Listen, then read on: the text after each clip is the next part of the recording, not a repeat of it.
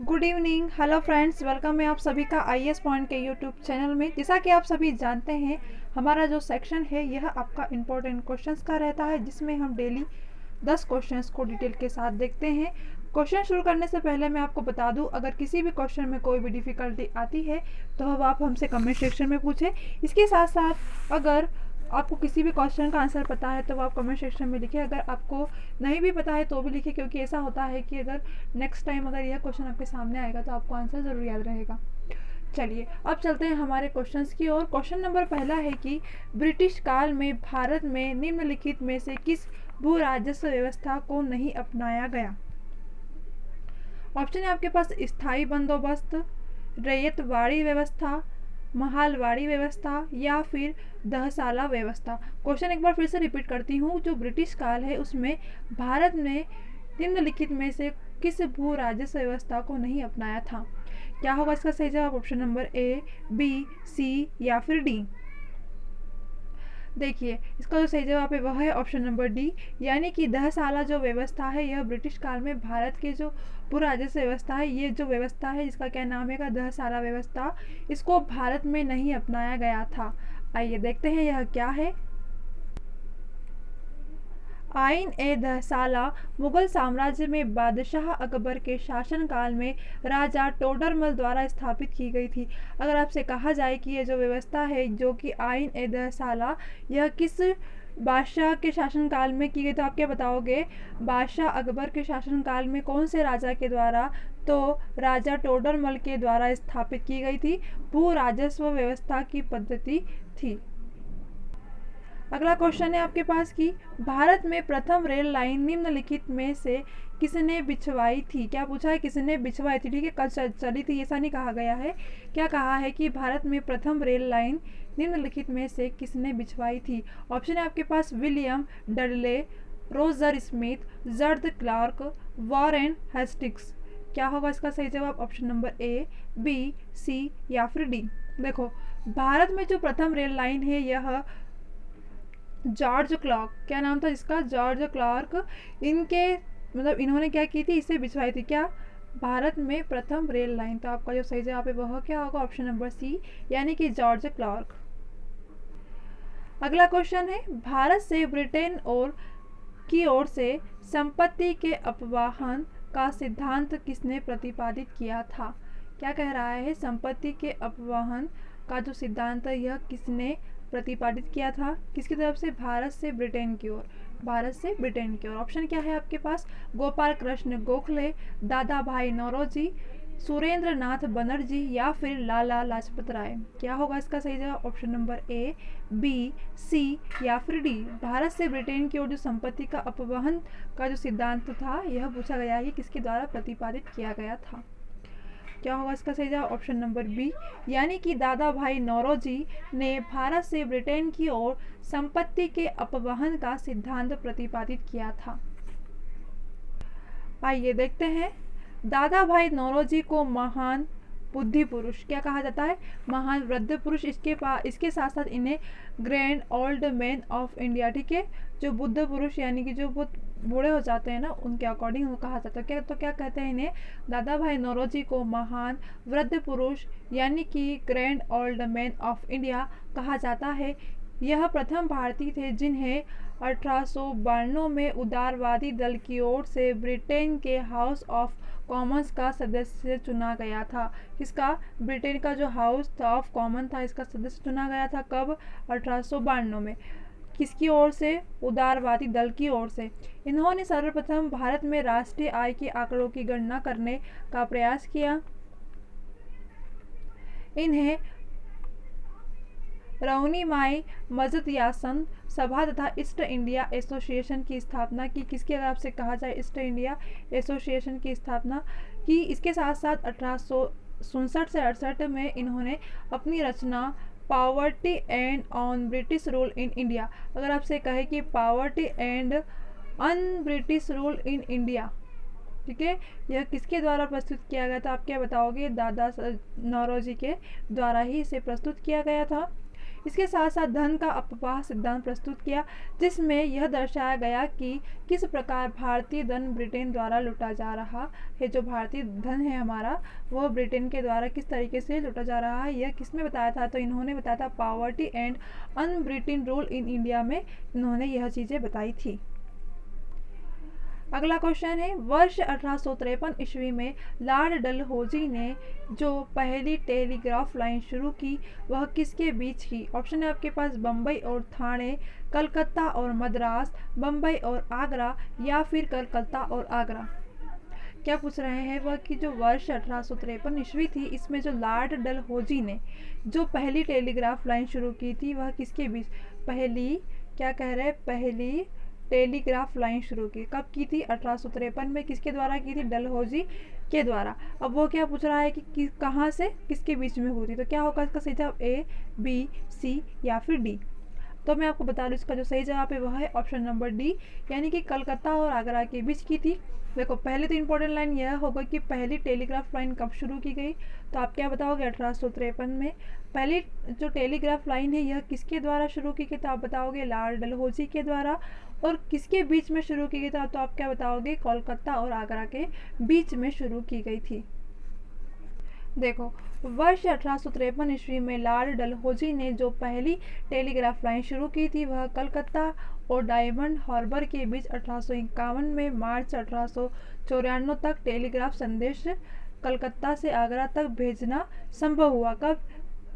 ठीक है, मतलब कि पहले 51 और 84 तक यह क्या हुआ था? कंप्लीट हुआ था।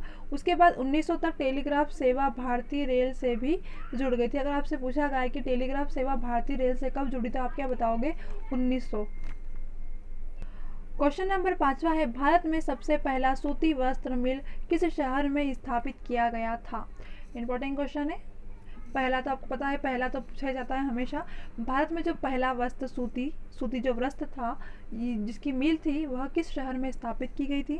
ऑप्शन है आपके पास सूरत, बम्बई, अहमदाबाद या फिर कोयम्बटूर। क्या होगा इसका सही जवाब? Option number A, B, C या फिर डी। देखो, इसका जो सही जवाब है वह है ऑप्शन नंबर बी, यानी कि बम्बई। भारत में सबसे पहला सूती वस्त्र मिल मुंबई शहर में स्थापित किया गया था। आधुनिक ढंग की सूती वस्त्र की पहली मिल की स्थापना 1818 में कोलकाता के समीप फोर्ट ग्लॉस्टर में की गई थी। कहाँ पर की गई थी? फोर्ट ग्लॉस्टर में। इसके साथ साथ 1818 में की गई थी, किंतु यह असफल रही। क्या रही? असफल रही। फिर उन्हें पुनः वापस किया। क्या किया उन्होंने? पुनः 1851 में मुंबई में एक मिल स्थापित की गई जो असफल रही। सबसे पहला जो सफल आधुनिक कारखाना था वह 1854 में मुंबई के जो कावसजी डॉबर द्वारा खोला गया, जिसमें 1856 में उत्पादन प्रारंभ किया। कितनी बार? 3 बार तो असफल रही। पहले 1818 में असफल रही, फिर 1851 में असफल रही, उसके बाद क्या हुआ? 1854 में यह सफल रही। तो कब तक इसका जो कार्य था वह कब प्रारंभ हुआ? तो 1856 में उत्पादन प्रारंभ हुआ था। अगला क्वेश्चन है, किसके द्वारा बंगाल और बिहार का स्थायी बंदोबस्त इस्तमरारी बंदोबस्त शुरू किया गया था? स्थायी कहा जाए स्थायी बंदोबस्त या फिर कहा जाए इस्तमरारी बंदोबस्त, कि क्या कह रहा है शुरू किया गया था? ऑप्शन है आपके पास Robert Clive, Warren Hastings, Lord Wellesley या फिर लॉर्ड कॉर्नवालिस के द्वारा। क्या होगा इसका सही जवाब? Option number A, B, C या फिर डी। तो इसका जो सही जवाब है वह है ऑप्शन नंबर डी, यानी कि लॉर्ड कॉर्नवालिस के द्वारा बंगाल और बिहार का स्थायी बंदोबस्त या फिर कहा जाए इस्तमरारी बंदोबस्त शुरू किया गया था। देखते हैं, लॉर्ड कॉर्नवालिस ने 1793 में, कब? 1793 में बंगाल, बिहार, उड़ीसा में स्थायी बंदोबस्त या फिर कहा जाए इस्तमरारी बंदोबस्त नामक भू राजस्व व्यवस्था लागू की, जिसके अंतर्गत क्या हुआ? जिसके अंतर्गत जमींदारों की भूमि का स्वामी मानकर उनके एक निश्चित दर में लगान वसूल जाने लगा। अगला क्वेश्चन क्या है, ब्रिटिश सरकार ने भारत में स्थायी बंदोबस्त कब लागू किया? ब्रिटिश सरकार ने। ऑप्शन है आपके पास 1753 में, 1793 में, 1762 में या फिर 1803 में। क्या होगा इसका सही जवाब? ब्रिटिश सरकार ने भारत में स्थायी बंदोबस्त कब लागू किया? तो मैं आपको बता दूं, इसका जो सही जवाब है वह है ऑप्शन नंबर बी, यानी कि 1793 में ब्रिटिश सरकार ने भारत में स्थायी बंदोबस्त लागू किया था। आइए देखते हैं, लॉर्ड कॉर्नवालिस ने 1793 में, जैसा कि हमने अभी देखा था, बंगाल, बिहार, उड़ीसा में एक स्थायी बंदोबस्त या फिर कहा जाए इस्तमरारी बंदोबस्त शुरू किया था। अगला क्वेश्चन है, रैयतवाड़ी व्यवस्था कब लागू की गई थी? ऑप्शन है आपके पास 1816 में, 1818 में, 1820 में या फिर 1822 में। कौन सी व्यवस्था थी यह? तो रैयतवाड़ी की जो व्यवस्था थी यह कब शुरू की गई थी? क्या होगा इसका सही जवाब? Option number A, B, C या फिर डी? कमेंट सेक्शन में बताइए। देखो, तो रैयतवाड़ी जो व्यवस्था थी यह 1820 में लागू की गई थी। तो आपका जो सही जवाब है वह क्या होगा? ऑप्शन नंबर सी, यानी कि 1820। आइए देखते हैं अब यह व्यवस्था क्या है। रैयतवाड़ी व्यवस्था में प्रत्येक पंजीकृत भूमिदार भूमि का स्वामी होता है, जो सरकार की लगान देने के लिए उत्तरदायी होता है।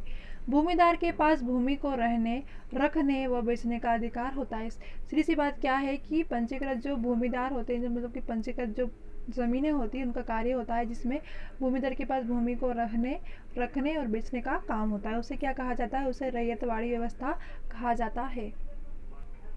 अगला क्वेश्चन क्या है, पहली बार औपचारिक रूप से महालवाड़ी प्रथा कब शुरू की गई? ऑप्शन है आपके पास 1793 में, 1816 में, 1820 में या फिर 1822 में। क्या होगा इसका सही जवाब? पहली बार औपचारिक रूप से महालवाड़ी जो प्रथा है यह कब शुरू की गई?